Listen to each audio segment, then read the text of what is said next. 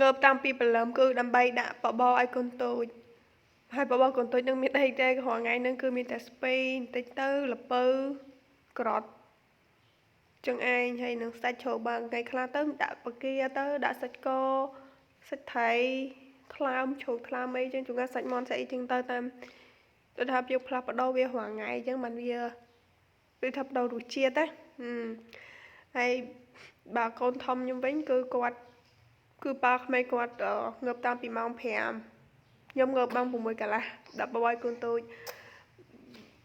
ព្រោះកូនបងហ្នឹងគឺធំឯងគាត់អាចញ៉ាំ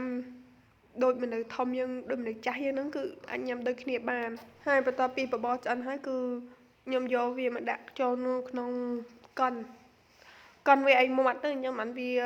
ដូចថាខ្លាចវាស្លាក់ព្រោះឥឡូវហ្នឹងគឺគាត់ដោះធ្មេញបានតែមួយទេអត់ដោះធ្មេញមកទៀតទេនេះដែរគឺខ្ញុំដាក់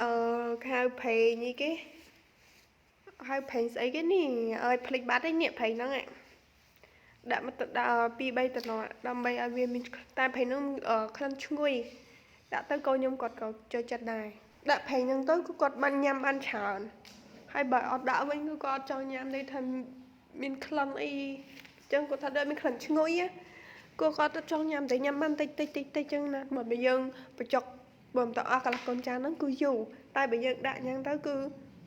គាត់តាមផ្លែទៅគឺកន្លះកូនចានគឺគាត់ញ៉ាំអស់ហ្មងហើយផ្លោហើយឃើញគាត់ញ៉ាំច្រើនហ្នឹងគឺមានកម្លាំងចិត្តធ្វើហ្មងងើបពីព្រលឹមតែបើផ្លឹកធ្វើគាត់រាល់ថ្ងៃហើយបើធ្វើហើយឃើញគាត់អត់សូវញ៉ាំបានតិចគឺកម្លាំងចិត្តអត់លែងចង់ធ្វើហ្មងហើយខ្ញុំគិតថាម៉ាក់គ្រប់គ្នាក៏ដូចខ្ញុំដែរហើយខ្ញុំធ្វើនេះគឺមិនខាប់ហើយក៏មិនរាវដែរមិនល្មមតែគាត់ហូបបានណាហើយមិនឯងកូនខ្ញុំបងឃើញកាមេរ៉ាបានហើយឃើញយើងថតវីដេអូអញ្ចឹងគឺគាត់មកតែគាត់ថាគាត់ចង់ចូលដែរគាត់ចង់ថតដែរ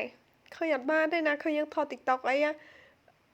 គាត់ថាបើមិនឲ្យគាត់ចូលដែរគឺគាត់ខឹងហីទួយប៉ុណ្ណឹងណាចេះលេង TikTok អីណាក្មេងឥឡូវគឺលឿនណាស់ឆ្លាតទៀត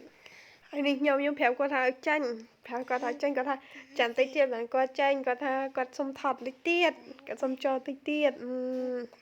ក៏អត់តន់អស់ចិត្តទេគាត់ថាបើគាត់អស់ចិត្តទៅគឺគាត់ចាញ់ហើយគាត់ឈប់ថតគាត់ឈប់ថត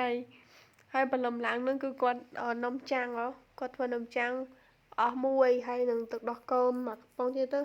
មកប្រអប់ចឹងទៅគឺគាត់ឆ្អែតហើយហ្នឹងគឺនិយាយថាបាយពេលព្រឹករបស់គាត់ហើយបើបាយពេលព្រឹករបស់ខ្ញុំវិញគឺពងទេមកគ្រាប់ជួនកាលទៅបបរមួយចានហ្នឹងទៅជួនកាលទៅនំចាំងអស់មួយចឹងទៅម៉ែក្មេងគាត់ធ្វើទុកនៅក្នុង